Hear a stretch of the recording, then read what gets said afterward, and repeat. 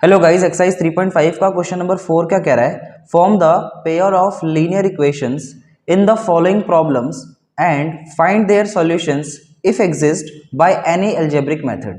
मतलब हमें जो स्टेटमेंट वाले क्वेश्चंस हमने पहले भी करे हैं ना, वैसे क्वेश्चंस अब दिए जा रहे हैं और यहाँ पर बोला जा रहा है पहले लीनियर इक्वेशंस बनानी है और फिर उसे किसी भी अलजेब्रिक मेथड से हमें सॉल्व कर देना है। हम कोई भी अलजेब्रिक मेथड यूज कर सकते हैं, चाहे सब्स्टिट्यूशन चाहे एलिमिनेशन मेथड। ठीक है, फर्स्ट पार्ट में हमसे क्या बोला है? A part of monthly hostel charges is fixed. मतलब किसी हॉस्टल के जो मंथली चार्जेस हैं उनमें से जो कुछ पार्ट है वो फिक्स चार्ज है and the remaining depends on the number of days one has taken food in the mess.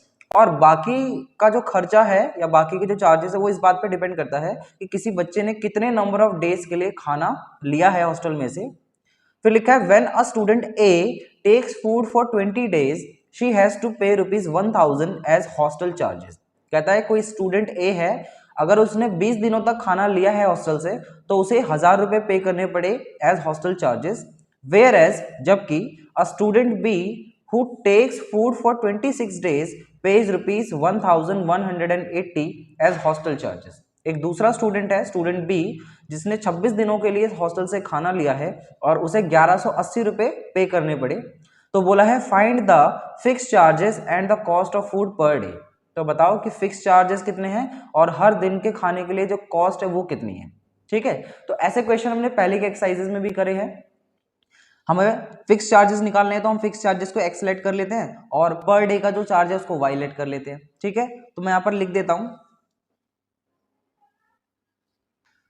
तो हमने मान लिया कि लेट द फिक्स चार्जेस भी एक्स रुपए और पर डे का जो चार्ज है खाने का वो वाई रुपए हो गया। ठीक है, अब देखो केस नंबर वन हमसे क्या बोला था कि कोई स्टूडेंट ए है जो कि 20 दिनों के लिए खाना लेता है और उसने 1000 रुपए पे करे हैं। तो देखो इस तरह के क्वेश्चन करने के लिए मैंने आपको एक फॉर्मूला सा बताया हुआ था पहले।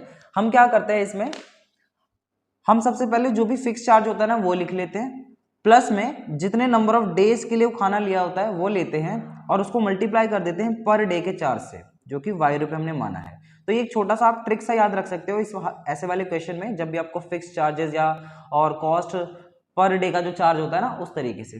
तो देखो यहाँ पर मैं ऐसे ही करूंगा। केस नंबर 1 में हम देख पा रहे हैं कि 20 दिनों के लिए खाना लिया है और टोटल चार्ज 1000 रुपए पे करें स्टूडेंट ए ने। तो यहाँ पर फिक्स चार्ज को हमने क्या मान रखा है? एक्स मान रखा है। प्लस में यहाँ पर डेज कितने हैं इस वाले केस नंबर 1 में? डेज है यहाँ पर 20। कितने डेज हैं? 20, तो 20 आ जाएगा। मल्टीप्लाई में पर डे का जो चार्ज है दैट इज वाई, तो यहाँ पर वाई आ जाएगा। तो x plus 20y is equal to, और इक्वल टू में तो क्या लेंगे जो टोटल चार्जेस होते हैं यानी कि 1000। तो हमारी यहाँ से फर्स्ट इक्वेशन बन जाएगी x plus 20y is equal to 1000। ठीक है, देखो इसी वाले फॉर्मूले से मैंने बना के दिखा दिया। केस नंबर सेकंड पढ़ो, हमारी सेकंड इक्वेशन भी बन जाएगी। केस नंबर सेकंड में हमसे बोला था कि अगर कोई स्टूडेंट बी है वो 26 दिनों के लिए खाना लेता है तो उसे 1180 रुपए पे करने पड़े। तो फिर से इसी वाले फॉर्मूले में रख देते हैं। तो ये कितना हो जाएगा? x प्लस में नंबर ऑफ डेज 26 मल्टीप्लाई में y और इज इक्वल टू। ठीक है, तो यहां से बन गई हमारी ये सेकंड इक्वेशन। तो ये हमारी फर्स्ट इक्वेशन थी, ये हमारी सेकंड इक्वेशन थी। अब क्या करना है, दोनों को सॉल्व करके x और y की वैल्यूज निकाल लेंगे। तो हम कोई भी मेथड लगा सकते हैं। मैं यहाँ पर आपको एलिमिनेशन मेथड लगा के सॉल्व करवा रहा हूँ। देखो एलिमिनेशन मेथड में क्या करते हैं, मैं आपको रिवाइज कराता हूँ।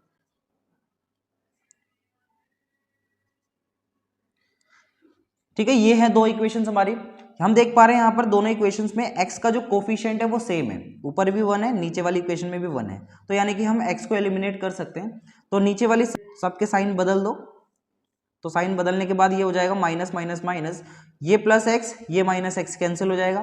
फिर यहाँ पर बच रहा है 20y माइनस का 26y, तो यहाँ पर माइनस का 6y आएगा। ठीक है, आई होप समझ पा रहे हो। फिर यहाँ पर 1000 में से माइनस करना है 1180 को, तो ये बचेगा माइनस का 180। माइनस से माइनस कैंसिल हो जाएगा तो ये बच जाएगा y इज इक्वल टू, इस 6 को नीचे ले जाएंगे तो ये 180 डिवाइड में 6, तो y की वैल्यू यहाँ से कितनी आ जाएगी? 6 3 जा 80 और पीछे से 0, तो ये y की वैल्यू तो आ जाएगी हमारी 30। कोई दिक्कत नहीं होगा। अब x की वैल्यू के लिए किसी भी इक्वेशन में रख दो। तो यहाँ पर लिख दे रहा हूं मैं, put y is equal to 30 in equation number 1 we get, ये क्या मिलेगा? ये बन जाएगा x plus 20 into 30 is equal to 1000। देखो फर्स्ट वाली इक्वेशन में मैंने रख दिया और यहां से ये कितना बन जाएगा? x प्लस 20 मल्टीप्लाई है 30, 2 3 जा 6 और ये 2 जीरो आ जाएंगे तो 600 हो गया is equal to 1000। Therefore x is equal to कितना आ जाएगा 1000 माइनस का 600 तो x इक्वल टू आ जाएगा 400। ठीक है, तो x भी आ गया और y भी आ गया। अब क्वेश्चन में हमसे बोला था कि फिक्स चार्जेस बताओ और cost of food per day का बताओ, तो हमने फिक्स चार्जेस को x माना था जो कि अभी हमने निकाल ही लिया, और पर डे का जो चार्ज है उसको y माना था वो भी हमारा आ गया। तो बस लास्ट में हम लिख देंगे हेंस द फिक्स चार्जेस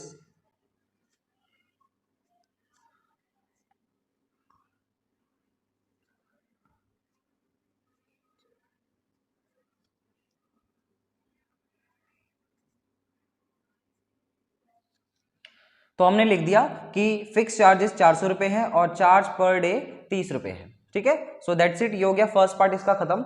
अब आते हैं इसके नेक्स्ट पार्ट पर। अब देखो सेकंड पार्ट में हमसे बोला है a fraction becomes 1/3 when 1 is subtracted from the numerator, यानी कि फ्रैक्शन वाला क्वेश्चन है। इसमें हमसे बोला है कि कोई फ्रैक्शन जो है 1/3 बन जाता है अगर उसमें हम 1 उसके न्यूमरेटर से हम 1 सब्ट्रैक्ट कर दें, एंड इट बिकम्स 1/4 और वो 1/4 बन जाता है जब 8 को ऐड कर देते हैं उसके डिनोमिनेटर में, when 8 is added to the denominator. तो बोला है फाइंड द फ्रैक्शन। बहुत ही सिंपल है, आपने पहले भी किया होगा। तो सबसे पहले तो मान लेते हैं सॉल्यूशन में कि लेट द न्यूमरेटर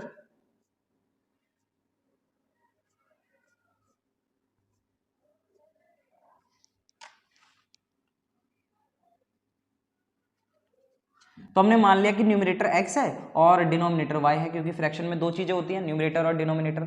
अच्छा, अगर हमारा न्यूमरेटर x हो गया और डिनोमिनेटर अगर y हो जाता है तो हमारा फ्रैक्शन क्या हो जाएगा, देयरफॉर यहाँ पर लिख लो फ्रैक्शन। तो फ्रैक्शन हो जाएगा x अपॉन में y, क्योंकि न्यूमरेटर ऊपर आता है और डिनोमिनेटर नीचे आता है। अब देखो केस नंबर वन में हमसे क्या बोला था कि अगर हम न्यूमरेटर में से 1 सब्ट्रैक्ट कर देना तो फ्रैक्शन 1/3 हो जाता है। तो यहां पर देखो क्या करेंगे, हम न्यूमरेटर में से 1 सब्ट्रैक्ट कर रहे हैं, डिनोमिनेटर में कोई भी चेंज नहीं आ रहा, तब हमारा फ्रैक्शन 1/3 हो जाता है। ठीक है ना, यहां से हम इक्वेशन बना लेते हैं, क्रॉस मल्टीप्लाई कर सकते हैं हम। क्रॉस मल्टीप्लाई करेंगे तो ये 3 जो है इनसे मल्टीप्लाई होगा तो ये बनेगा 3x माइनस का 3, है ना, x से भी और 1 से भी मल्टीप्लाई कर दिया, इक्वल टू में y का मल्टीप्लाई 1 से कर देते हैं तो ये हो जाएगा y। यहां से इक्वेशन बनाने के लिए y को लेफ्ट साइड पे ले जाओ तो ये कितना हो जाएगा 3x माइनस वाई, और -3 को राइट साइड पे ले जाओ तो ये हो जाएगा प्लस का 3। सो ये आ गई हमारी first equation, that is 3x minus y is equal to plus का 3। आई होप आपको समझ आया होगा। केस नंबर सेकंड देखो, हम सेकंड इक्वेशन भी बना लेंगे। सेकंड केस में हमसे बोला था कि वो फ्रैक्शन 1/4 हो जाएगा अगर उसके डिनोमिनेटर में आप 8 ऐड कर देते हो। तो देखो कर देते हैं, तो x अपॉन वाई प्लस 8 होगा इस बार, क्योंकि डिनोमिनेटर में चेंज आ रहा है, डिनोमिनेटर में हम 8 ऐड कर रहे हैं, तो यानी कि x अपॉन वाई प्लस 8 हो गया, और इज इक्वल टू फ्रैक्शन का आंसर कितना बन जाता है 1/4। अब फिर से यहाँ पर हम क्रॉस मल्टीप्लाई करके इक्वेशन बना लेते हैं। ये कितना हो जाएगा, 4 का मल्टीप्लाई x है, दैट इज 4x, और इज इक्वल टू में ये हो गया y प्लस में 8। यहाँ से इक्वेशन बनाने के लिए y को लेफ्ट साइड पे ले जाओ तो हो जाएगा 4x माइनस का y is equal to plus का 8। ठीक है, तो ये बन गई हमारी सेकंड इक्वेशन। अब दोनों को किसी भी मेथड से सॉल्व कर लो और आंसर हो जाएगा। तो मैं यहां पर इनको एलिमिनेशन से सॉल्व करके दिखा रहा हूं।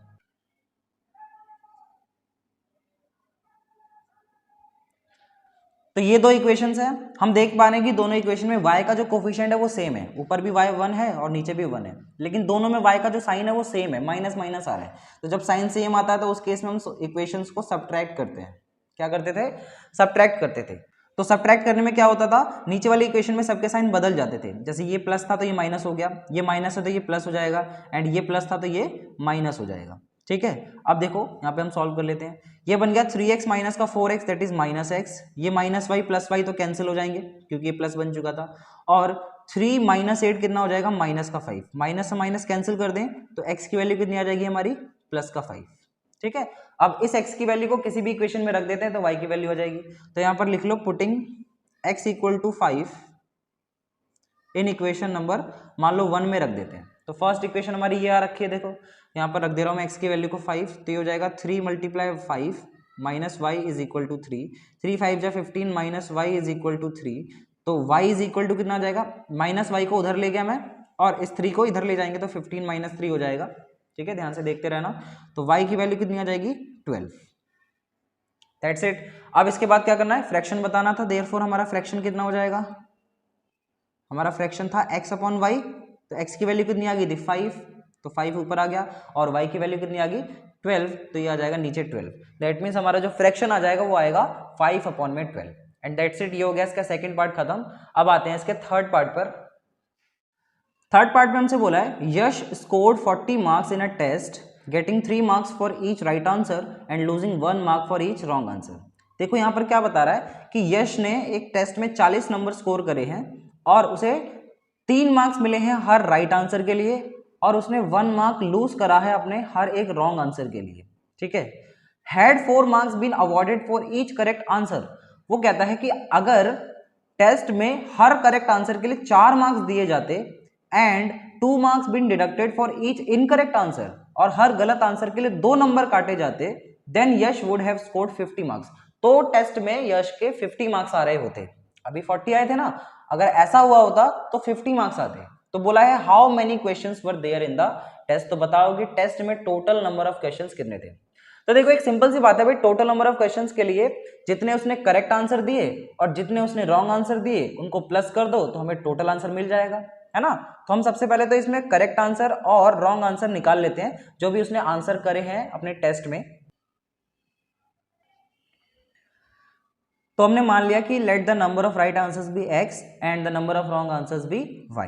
ठीक है, अच्छा अगर हमने माना है तो देयरफॉर टोटल क्वेश्चंस कितने हो जाएंगे टेस्ट में, यहाँ पे लिख लो टोटल क्वेश्चंस हो जाएंगे x प्लस में y, क्योंकि जितने भाई सही आंसर दिए प्लस जितने गलत आंसर दिए तभी तो टोटल क्वेश्चन निकलेंगे, सही और गलत, तो x प्लस y आ जाएगा। अब केस नंबर 1 देखो, केस नंबर 1 में हमसे क्या बोला था कि यश ने 40 मार्क्स स्कोर करे टेस्ट में और 3 नंबर उसके हर राइट आंसर पे मिले हैं और 1 मार्क्स उसका लूज हुआ है हर एक रॉन्ग आंसर के लिए। तो एक बात सुनो, 3 मार्क्स मिले हैं राइट आंसर के लिए और राइट आंसर हमने x माना है, तो ये हो जाएगा 3 इंटू एक्स, और 1 मार्क्स लूज करा है हर एक रॉन्ग आंसर के लिए। रॉन्ग आंसर हमने कितना माना है y, तो 1 इंटू वाई कितना हो जाएगा y हो जाएगा। अब बीच में साइन कौन सा आएगा, बीच में साइन आएगा माइनस का, क्योंकि यश ने जितने आंसर सही करे और जितने उसके गलत गए उनका डिफरेंस ही हमारा 40 मार्क्स के बराबर आएगा। भाई सही में से गलत माइनस हो जाएंगे तो उसके 40 नंबर बन रहे हैं। दैट मीन्स हमारी जो फर्स्ट इक्वेशन बनेगी वो बन रही है 3x minus y is equal to plus 40 and this is your first equation. ठीक है, आई बात समझ में। अब केस नंबर सेकंड भी देखो, केस नंबर सेकंड में बोला है कि अगर यश को 4 मार्क्स मिलते हर एक करेक्ट आंसर के लिए और अगर उसके 2 मार्क्स कटते हर एक इनकरेक्ट आंसर के लिए तो यश अपने टेस्ट में 50 मार्क्स स्कोर करता। तो ये कितना बनेगा 4x, क्योंकि 4 मार्क्स उसको करेक्ट आंसर के मिल रहे हैं और करेक्ट आंसर हमने कितने माने x, माइनस में माइनस फिर से होगा और 2 मार्क्स उसके कट जाएंगे हर एक इनकरेक्ट आंसर के लिए, तो हो जाएगा 2y इज इक्वल टू कितने मार्क्स आते हैं उसके 50 नंबर। तो हमारी इक्वेशन बन जाएगी second, that is 4x minus 2y is equal to 50। अब इस इक्वेशन को हम चाहे तो ये लेके भी सॉल्व कर लेंगे आगे जाके, या इसको छोटा भी बना सकते हैं। जैसे मैं अगर इस इक्वेशन को 2 से डिवाइड कर दूं तो ये 2 से डिवाइड होने के बाद थोड़ा छोटा हो जाएगा, तो यहाँ पर और करके लिख सकते हैं, ये कट जाएगा, ये भी कट जाएगा और ये भी कट जाएगा, तो ये बनेगा 2x minus y is equal to 25। मैंने 2 से डिवाइड कर दिया पूरी इक्वेशन को, तो हमारी जो फाइनल इक्वेशन बन रही है सेकेंड वाली वो होगी 2x minus y is equal to 25। अब इसके बाद तो आपको क्या करना है, किसी भी मेथड से दोनों इक्वेशन को सॉल्व करना है, वहां से x और y की वैल्यू निकाल लेनी है। तो यहाँ पर लिख दे रहा हूं मैं बाय यूजिंग एलिमिनेशन मेथड, मैं तो आपको एलिमिनेशन से सॉल्व करवाऊंगा। तो by using elimination method, first equation है हमारे पास 3x minus y is equal to 40 और 2x minus y is equal to 25, ये हमारी सेकंड इक्वेशन है। ठीक है, देखो यहाँ पर y का कोफिशिएंट सेम है, इस वजह से मैं एलिमिनेशन लगा रहा हूँ, लेकिन y का जो कोफिशिएंट है वो दोनों में माइनस माइनस है। जब साइन सेम होता है तो उस केस में हम सब्ट्रैक्ट करते हैं, इक्वेशंस को सब्ट्रैक्ट करते हैं, और जब सब्ट्रैक्ट किया जाता है तो नीचे वाली इक्वेशन में सबके साइन चेंज हो जाते हैं। जैसे ये प्लस है तो ये माइनस हो जाएगा, ये माइनस है तो ये प्लस हो जाएगा, एंड ये प्लस है तो ये माइनस हो जाएगा। ठीक है, ये माइनस वाई प्लस वाई तो पहले ही कैंसिल कर देते हैं, ये कितना हो जाएगा 3x माइनस 2x बचेगा 1x, और यहाँ पर बच गया 40 माइनस का 25 दैट इज 15। तो यहाँ पर x की वैल्यू हमारी आ जाएगी x इज इक्वल टू 15। अब इस x की वैल्यू को किसी भी इक्वेशन में रख देते हैं, वहां से y की वैल्यू आ जाएगी। तो यहाँ पर लिख ले रहे हैं put x is equal to 15 in equation number 1, we get, first equation में रखने पे ही क्या मिलेगा 3 multiply 15 minus y is equal to 40, ये कितना आ जाएगा 15 3 जा 45 minus y is equal to ये 40 चल रहा है। यहाँ से y की वैल्यू निकालनी, माइनस वाई को राइट साइड पे ले जाओ तो ये हो जाएगा 45 माइनस इस 40 को इधर ले जाओ तो ये हो जाएगा माइनस 40 इक्वल टू वाई, तो यहाँ से y की वैल्यू आ जाएगी प्लस का 5। ठीक है, दैट्स इट, x और y की वैल्यूज आ गई तो हो गया हमारा क्वेश्चन खत्म। अब हमने नंबर ऑफ राइट आंसर्स को x माना था, नंबर ऑफ रॉन्ग आंसर्स को y माना था, और हमसे पूछा था कि टोटल क्वेश्चंस कितने थे ये बताओ। तो लास्ट में हम लिख देंगे therefore total questions in the test is equal to कितना है x प्लस वाई, तो यानी कि x की वैल्यू 15 थी, y की वैल्यू 5 थी, यानी 15 प्लस 5 कितना आ जाएगा 20। तो दैट मीन्स जो टेस्ट था ना उसमें 20 क्वेश्चंस पूछे गए थे यश से। ठीक है, तो दैट्स इट, ये हो गया थर्ड पार्ट खत्म। अब आते हैं इसके नेक्स्ट पार्ट पर। फोर्थ पार्ट में हमसे बोला है places A and B are 100 kilometre apart on a highway, one car starts from A and another from B at the same time. अच्छा, यहाँ पर हमारे पास एक हाईवे है, मान लो ये एक हाईवे, और इस हाईवे पे दो प्लेसेस हैं, दो जगह हैं, मान लो एक ये जगह है A और एक दूसरी जगह है ये B। ठीक है, और उसने बोला था कि ये जो दोनों जगह है इनके बीच में जो डिस्टेंस है वो 100 किलोमीटर का है, एक दूसरे से 100 किलोमीटर की दूरी पर है। बोलता है one car start from A and another from B। कहता है एक कार जो है ना वो A से स्टार्ट हो रही है और दूसरी कार B से स्टार्ट हो रही है सेम टाइम पर। तो यानी कि हम यहाँ पे बोल देते हैं A पे जो कार है वो कार 1 हो गई और जो B पे कार है वो है कार 2। दोनों कार स्टार्ट होती हैं सेम टाइम पर। बोला है if the cars travel in the same direction at different speeds they meet in 5 hours. वो क्या कह रहा है कि अगर ये कार्स सेम डायरेक्शन में ट्रेवल करे लेकिन डिफरेंट स्पीड पे, तो वो एक दूसरे को 5 घंटे में आगे जाके कहीं पे मिल जाएंगी। ठीक है, और फिर बोला है if they travel towards each other they meet in 1 hour. यानी कि जब वो एक दूसरे की तरफ ट्रेवल करेंगे ना तो वो एक दूसरे को 1 आवर में ही मीट कर जाएंगे। तो बोला है what are the speeds of the two cars, तो बताओ कि दोनों कार की स्पीड क्या है। ठीक है, तो देखो इस तरह के क्वेश्चन में हम क्या करते हैं, कार 1 और कार 2 की स्पीड को हम लेट कर लेते हैं x और y, क्योंकि हमें नहीं पता है। तो सबसे पहले तो हम लेट कर लेंगे कि कार 1 की स्पीड और कार 2 की जो स्पीड है वो x और y है। तो हमने मान लिया कार 1 की जो स्पीड है वो x किलोमीटर पर आवर है और कार 2 की जो स्पीड है वो y किलोमीटर पर आवर है। अब देखो केस नंबर 1 फिर से रीड करते हैं और फिर से आपको मैं समझाता हूँ डायग्राम बना के। बोला था कि if the cars travel in the same direction, मतलब हमारे पास हाईवे में एक ये हाईवे A और B जगह है, 100 किलोमीटर का डिस्टेंस है। ठीक है, पहली जो कार है वो कार 1 यहाँ पर है और दूसरी जो कार है वो कार 2 B पर है। ठीक है, अब वो कह रहा था कि अगर ये दोनों कार सेम डायरेक्शन में ट्रेवल करें, मतलब जो कार यहाँ पर है वो इस डायरेक्शन में ट्रेवल करे और जो दूसरी कार B है वो भी इसी डायरेक्शन में ट्रेवल करे, मतलब ऐसे ट्रेवल कर रही है ये दोनों कार्स, तो वो बोलता है कि जो दोनों कार हैं वो एक दूसरे को 5 घंटे में मिल जाएंगे। तो मान लेते हैं कि जो दोनों कार हैं वो एक दूसरे को किसी आगे जाके किसी भी पॉइंट पे मिल जाएंगी। लेट सपोज कि वो आगे जो पॉइंट है वो कोई पॉइंट मान लो कि M होगा, मीटिंग पॉइंट उसका M हो जाएगा, मैंने M बोल दिया। ठीक है ना, अब ये जो मिल रही हैं यहां पर इन्होंने मिलने के लिए 5 घंटे लगाए हैं। कितना टाइम लगाया है, 5 आवर्स में ये एक दूसरे को M पॉइंट पर मिल रही है। ठीक है यहां तक। अब देखो हमने बचपन से एक फॉर्मूला पढ़ा हुआ है, क्या फॉर्मूला पढ़ा है कि डिस्टेंस का फॉर्मूला क्या होता है, डिस्टेंस निकालने का फॉर्मूला होता है स्पीड इनटू में टाइम, है ना, आपने पढ़ा होगा बचपन में। तो डिस्टेंस इज इक्वल टू होता है स्पीड इनटू में टाइम। हम यही फॉर्मूला लगा के यहाँ पे जरा कैलकुलेट कर लेते हैं कि भी दोनों कार ने कितना कितना डिस्टेंस ट्रेवल करा। अब ध्यान से देखो कार 1 की अगर मैं बात करूं, पहली वाली कार की, तो कार 1 ने कितना डिस्टेंस ट्रेवल करा है, कार 1 A से स्टार्ट हुई थी और M तक गई है, तो कार 1 का डिस्टेंस कितना हो गया AM, फिर से बोलो AM कार 1 का डिस्टेंस हो जाएगा। तो यहां पर हम निकाल ले रहे हैं डिस्टेंस और वो डिस्टेंस का नाम क्या है AM इज इक्वल टू कितना, स्पीड इनटू टाइम। अब देखो कार 1 की स्पीड हमने कितनी मानी थी, ऊपर हमने मान रखा है x kilometre per our, multiply time कितना लिया है कार 1 ने 5 आवर लिया है, क्योंकि बोला था ना दोनों कार 5 घंटे में मिलती है, दैट मींस टाइम टेकन तो 5 आवर्स है। तो ये हो जाएगा कितना 5 इंटू एक्स यानी 5x, कोई दिक्कत नहीं होगा। अब देखो ऐसी कार 2 का भी निकाल लो, कार 2 ने जो कि B पर थी उसने कितना डिस्टेंस ट्रेवल करा है, वो कार जो है B से लेके M तक गई है, यानी कि उसका जो डिस्टेंस है वो BM हो जाएगा।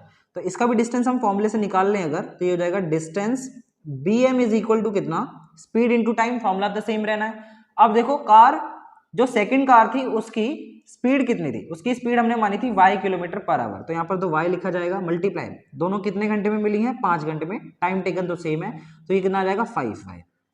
कोई दिक्कत यहाँ तक नहीं होगा। अब यहाँ पर हम क्या करेंगे ना, इन दोनों डिस्टेंस में रिलेशन ढूंढेंगे अपने डायग्राम में से। देखो एक मेरे को रिलेशन दिख रहा है, जो हमारा ए एम डिस्टेंस है वो मुझे कब मिलेगा, जब मैं ए बी डिस्टेंस प्लस में बी एम डिस्टेंस कर दूंगा। जब A B plus B M कर दूंगा तभी तो मुझे ए एम मिलेगा। बोलो बात सही है ना? पहले चेक करो ये चीज समझ आई आपको? ये मैंने रिलेशन ढूंढा कि A M is equal to क्या होगा, ए बी प्लस में बी एम बनेगा, क्योंकि यहां से हमारी फर्स्ट इक्वेशन बन जाएगी बड़े आराम से। देखो हमने ए एम कितना निकाला था, ए एम हमने निकाल लिया है 5x, तो यहां पर रख दो 5x is equal to A B कितना है हमारा, ए बी तो हमने पहले ही क्वेश्चन में बता दिया था 100 किलोमीटर है, तो यहां पर 100 रख दो, प्लस में बी एम हमने अभी अभी निकाल लिया था दैट इज 5y। अब यहां पर क्या करोगे, इस 5y को लेफ्ट साइड पे ले जाओ तो ये कितना हो जाएगा 5x minus 5y is equal to 100। अब इक्वेशन बनाने के लिए क्या करोगे, जैसे लेफ्ट साइड से 5 कॉमन निकल रहा है तो ये हो जाएगा x minus y is equal to 100। 5 बन जा 5 और यहाँ पर 5 20 जा 100 हो जाएगा, तो दैट मीन्स हमारी फर्स्ट इक्वेशन बन जाएगी x minus y is equal to plus का 20। देखो कितने आराम से इक्वेशन बन गई ना। तो ये रिलेशन आपको ध्यान से देखना है कि ये रिलेशन मैंने कैसे बताया था, ठीक है। तो फर्स्ट इक्वेशन तो हमारी आगे बड़े आराम से, that is x minus y is equal to plus 20। Equation काफी इंपॉर्टेंट है, आपको बोर्ड एग्जाम में पूछ सकता है। अब इसी तरीके से केस नंबर सेकंड देखते हैं। केस नंबर सेकंड में हमसे बोला था कि अगर वो जो दोनों कार हैं एक दूसरे की तरफ ट्रेवल करें तो वो एक दूसरे को 1 आवर में मीट कर जाएंगी। यानी कि फिर से डायग्राम अगर बनाएं, यहाँ पर ए जगह है, यहाँ पर ए प्लेस है, ये हमारा हाईवे था, 100 किलोमीटर का डिस्टेंस था, यहाँ पर कार 1 थी, यहाँ पर कार 2 थी, और अब बोला जा रहा है कि दोनों कार एक दूसरे की तरफ ट्रेवल कर रही है। मान लो कार 1 जो है वो यहाँ से ऐसे ट्रेवल कर रही है और कार 2 जो है वो यहाँ से ऐसे ट्रेवल कर रही है ना, एक दूसरे की तरफ ट्रेवल कर रही है तरफ। तो बोला है कि वो एक दूसरे को मान लो किसी पॉइंट पर मान लो यहां मीट कर जाएंगे, वो पॉइंट हम मान लेते हैं मीटिंग पॉइंट एम है फिर से, तो ये दोनों कार एक दूसरे को 1 आवर में ही मीट कर जाएंगी, क्योंकि एक दूसरे की तरफ आ रही है तो इसलिए कम टाइम लिया है। ठीक है, इतना डायग्राम समझ आ गया होगा। अब देखो फिर से हम क्या करेंगे, जैसे हमने distance is equal to speed into time करके वहां पर डिस्टेंस निकाला था ना फर्स्ट केस में, सेम हमें यहाँ पर भी डिस्टेंस निकालना है। तो यहाँ पर देखो कार 1 का डिस्टेंस निकाल ले रहे हैं फटाफट।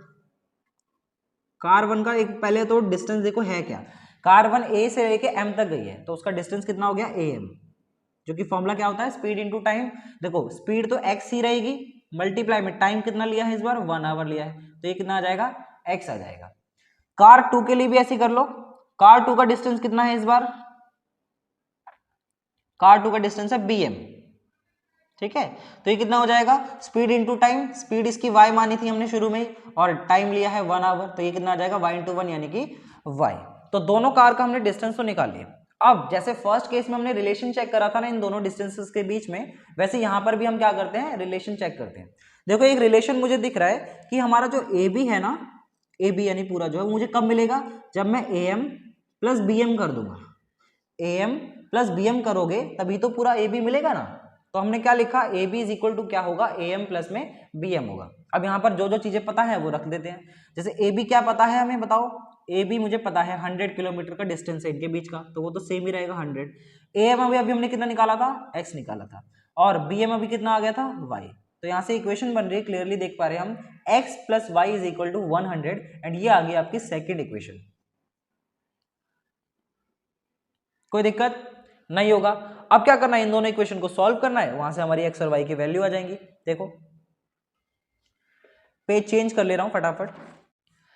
तो हमारी दो इक्वेशन बन गई थी x minus y equal to 20 और x plus y equal to 100। मैं एलिमिनेशन लगा के यहाँ पे सॉल्व कर दे रहा हूँ क्योंकि y का कोफिशिएंट दोनों में सेम है और साइन भी अलग अलग है दोनों इक्वेशन में, तो इनको ऐड कर देते हैं। Minus y plus y cancel हो जाएगा, x प्लस एक्स कितना हो जाएगा 2x is equal to 100 plus 20 कितना हो जाएगा 120। x की वैल्यू कितनी आ जाएगी 120, डिवाइड में 2 हो जाएगा, नीचे चला जाएगा, कैंसिल करें तो x की वैल्यू कितनी आ जाएगी 60। ठीक है, x की वैल्यू 60 आ गई, किसी भी इक्वेशन में रख दो y की वैल्यू आ जाएगी। तो यहां पर लिख लो पुट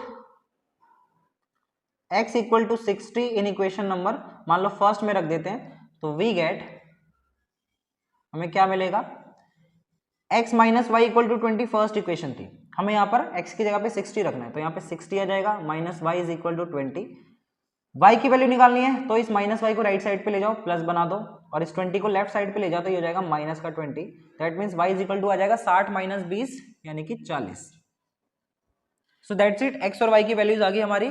अब x हमने माना था फर्स्ट कार की स्पीड को और y हमने माना था सेकंड कार की स्पीड को, तो देयरफॉर लास्ट में हम लिख देंगे अपने आंसर को कंक्लूड करने के लिए, therefore speed of first car be 60 kilometre per hour, या फिर लो इज लिख लो, is 60 kilometre per hour, and the speed of second car is 40 kilometre per hour, and that's it. ये हो गया हमारा क्वेश्चन नंबर 4 भी खत्म। अब आते हैं इसके 5th पार्ट पर, और वो हमारा लास्ट पार्ट होगा। 5th पार्ट में हमसे बोला है the area of a rectangle gets reduced by 9 square units if its length is reduced by 5 units and breadth is increased by 3 units. कहता है कि हमारे पास रेक्टेंगल है और उस रेक्टेंगल का एरिया जो है 9 स्क्वायर यूनिट से कम हो जाता है। कब कम हो जाता है? अगर हम उसकी लेंथ को रिड्यूस कर दे 5 यूनिट से और ब्रेथ को इंक्रीज कर दे 3 यूनिट से। तो यानी हमारा केस नंबर 1 का काम करेगा। फिर आगे लिखा है if we increase the length by 3 unit, अगर हम इस बार लेंथ को 3 यूनिट से बढ़ा दें and the breadth by 2 units, और ब्रेथ को भी 2 यूनिट से बढ़ा दें, the area increases by 67 square unit. तो एरिया जो है रेक्टेंगल का वो 67 स्क्वायर यूनिट से बढ़ जाएगा। तो बोला है find the dimensions of the rectangle. तो हमें रेक्टेंगल की डायमेंशंस फाइंड करनी है। डायमेंशंस समझते हैं हम, डायमेंशंस माने लेंथ और ब्रेथ। दिस इज लेंथ और दिस इज ब्रेथ। तो ये और ये हमें डायमेंशन फाइंड करके बतानी है। तो सबसे पहले तो लेट कर लेते हैं इनकी डायमेंशंस को x और y। तो मैंने मान लिया कि let the length of rectangle be x and the breadth of rectangle be y। ठीक है, आप भी लिख लो अपनी कॉपी में। अब अगर हमने लेंथ को x मान लिया और ब्रेथ को y मान लिया, तो देयरफॉर एरिया ऑफ रेक्टेंगल क्या हो जाएगा? एरिया ऑफ रेक्टेंगल होता है लेंथ इनटू ब्रेथ। तो लेंथ कितना आ गया x मल्टीप्लाई में ब्रेथ कितना आ गया y। तो दैट मींस हमारा एरिया आ जाएगा x इंटू वाई। ठीक है, फॉर्मूला याद कर लेना आप लोग, रेक्टेंगल के, स्क्वायर के, एरिया, पेरीमीटर वगैरह सबके आपके एग्जाम में आ सकता है। तो एरिया ऑफ रेक्टेंगल आ गया हमारा x इंटू वाई यानी कि एक्स वाई। अब केस नंबर 1 देखो, केस नंबर 1 में हमसे बोला था कि अगर हम लेंथ को 5 यूनिट से कम कर दें, रिड्यूस कर दें, तो लेंथ हमारा कितना था x, उसको 5 यूनिट से कम करना है यानी कि x माइनस 5 हो जाएगा, and breadth is increased by 3 units, और ब्रेथ को 3 यूनिट से बढ़ा दे तो y प्लस 3 हो जाएगा। तो बोला था कि जो एरिया ऑफ रेक्टेंगल है वो 9 स्क्वायर यूनिट से कम हो जाता है, रिड्यूस हो जाता है। देयरफॉर एक्स वाई जो है यानी कि जो एरिया है वो 9 यूनिट से कम हो जाता है। तो इस तरीके से हमारा फर्स्ट इक्वेशन बनेगा यहाँ पर। अब इसको थोड़ा सॉल्व करके अपनी फर्स्ट इक्वेशन बनाते हैं। देखो x into y x y हो जाएगा, x इंटू 3 प्लस का 3x minus 5 into Y minus का 5y और माइनस 5 इंटू 3 माइनस का 15 is equal to x y minus का 9।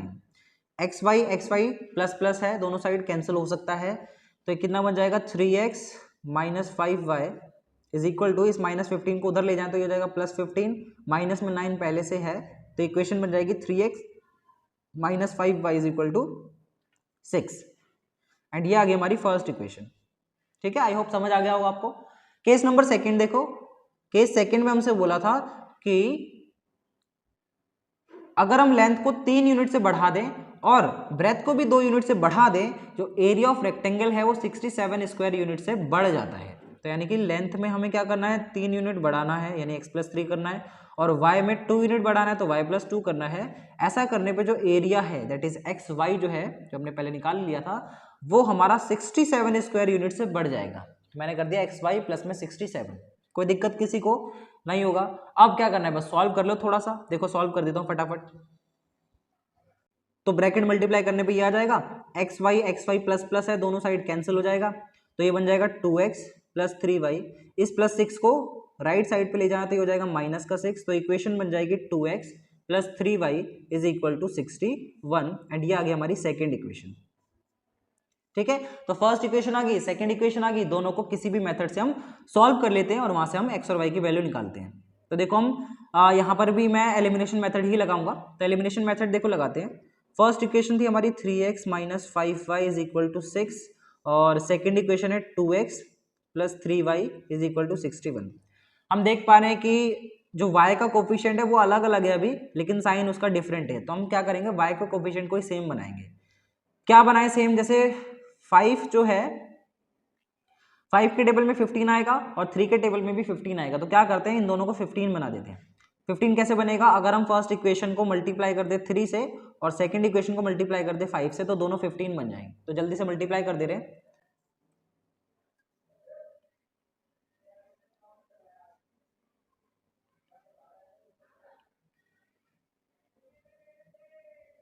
ठीक है, तो मैंने मल्टीप्लाई कर दिया। अब उसके बाद ऐड कर दो दोनों इक्वेशन को, -15y प्लस 15y कैंसिल हो जाएगा, और 9x प्लस 10x कितना हो जाएगा 19x is equal to 305 plus 18 ये कितना हो जाएगा 323, है ना।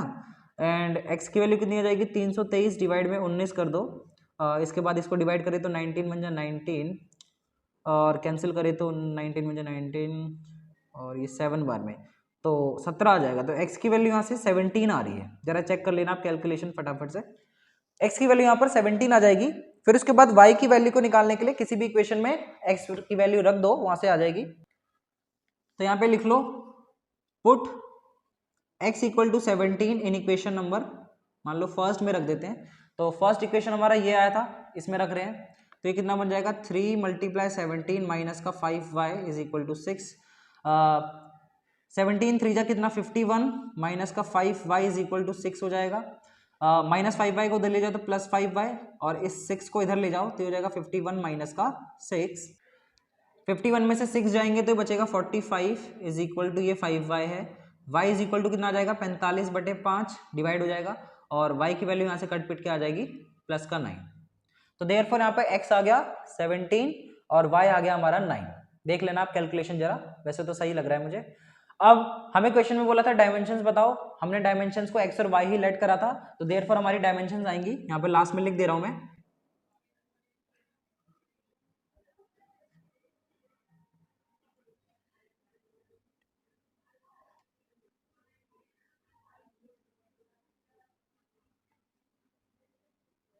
दैट्स इट, ये मैंने इसकी लेंथ और ब्रेथ लिख ली। लेंथ हमारी 17 आई थी और ब्रेथ हमारा 9 यूनिट आया था, वो लिख दिया हमने लास्ट में, आप भी ऐसे लिख लेना। एंड इसी के साथ ये एक्सरसाइज भी हमारी हो जाती है खत्म। एक्सरसाइज नंबर 3.5 काफी इंपॉर्टेंट एक्सरसाइज है आपके एग्जाम के पॉइंट ऑफ व्यू से, तो इसको आप अच्छे से प्रैक्टिस करना। मैंने आपका इसका एक एक क्वेश्चन प्रैक्टिस करवा दिया है। नेक्स्ट वीडियो से करेंगे अपने नेक्स्ट एक्सरसाइज के कॉन्सेप्ट्स और उसके questions. Thank you so much everyone.